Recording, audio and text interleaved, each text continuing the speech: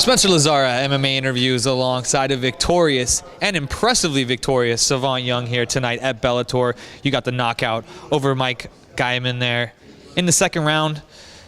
First round, he took you down a lot. Talk about persevering through that and finding your rhythm there and starting to land shots as he came in.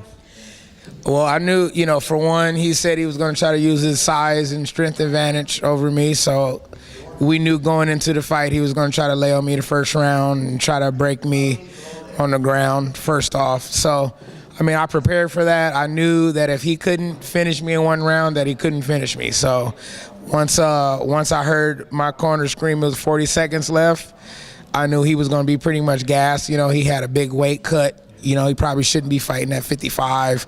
I probably shouldn't be fighting at 55. I'm really a 45er, but, I knew going into the second round I was going to knock him out. Was there anything said in between rounds sort of to try to catch him coming in? Because he was coming relatively straightforward there. No angles, no head movement, no nothing. So you really were able to time him very accurately in that second round. Well, I think, the confidence he gained in the first round, I think, he thought he was going to be able to keep coming forward and take me down. He really wanted to clinch, so, I just treated it like somebody underhanded me a ball to hit, and, once his face was in front of me, I swung at it. So, and that was the end result was him, being laid out. He took a few of them sort of time where you timed him very well coming in before the final blow. Did that sort of make you, did anything click in there? Just like, oh, that's perfect. I want to catch that timing right as he's coming in, or was it just kind of just happen?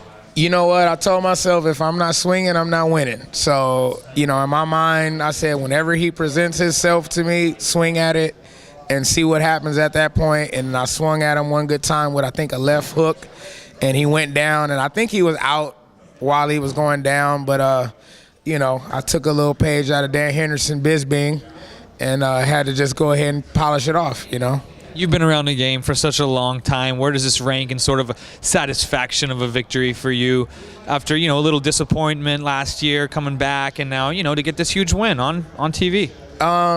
This one was good, man. I took this fight for my mom. I just lost my mom not too long ago, you know what I mean? So I went into this fight saying I don't care what happened, if it's quick or if it's at the 14-minute and 59-second mark, I was going to win. So no matter where the fight went, I was going to win. I was going to figure out a way to win, and that's what I did. And, all respect to her, and she gave me the energy tonight to pull this off.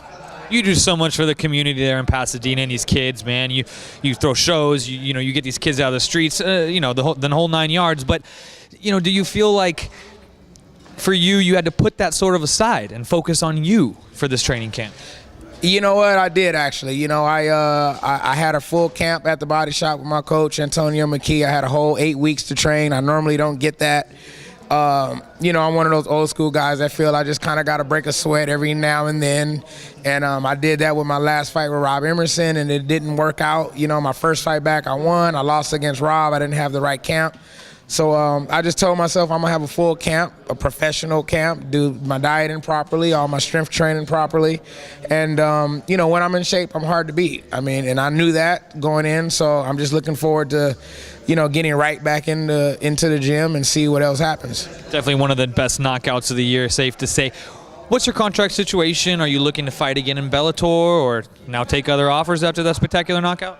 Bjorn came to me and said, you know what, that's what we like to see, and we definitely like to see somebody who's an underdog, go through a fight that he's supposed to lose and come back and shock the world like that. So, I got a 3-fight deal with Bellator, so whenever they call me, I'll be ready to go. So it won't be any tournament then if it's a 3-fight deal? I suppose they're just a single fight. Well, I'm hearing tournament. Hopefully that's what it is, because then it'll it'll be a little bit more prestigious. It'll be my last good run. I'm an older cat, so I think I just kind of want to set the ground rules down for some of my kids at the gym and show them how it's done. And, if I can get a title out of it, I will. I'll probably go fight at my natural, where I should, at 45.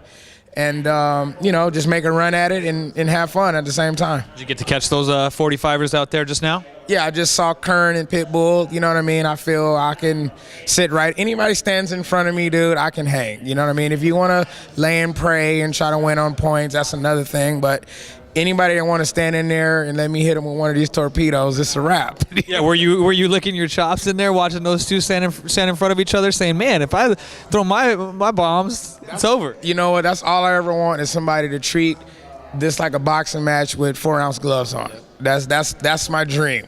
A boxing match with 4-ounce gloves. That's heaven for me. That is heaven for this man. You can check him out, Fight Academy, locally right here in Pasadena, California. I'm sure he'll give you a little sparring, a little free class, whatever it is, right? All that, man. You already know, Spencer. You know how we get down. Great man right here. Savant Young. I'm Spencer Lazar. You're watching MMAinterviews.tv.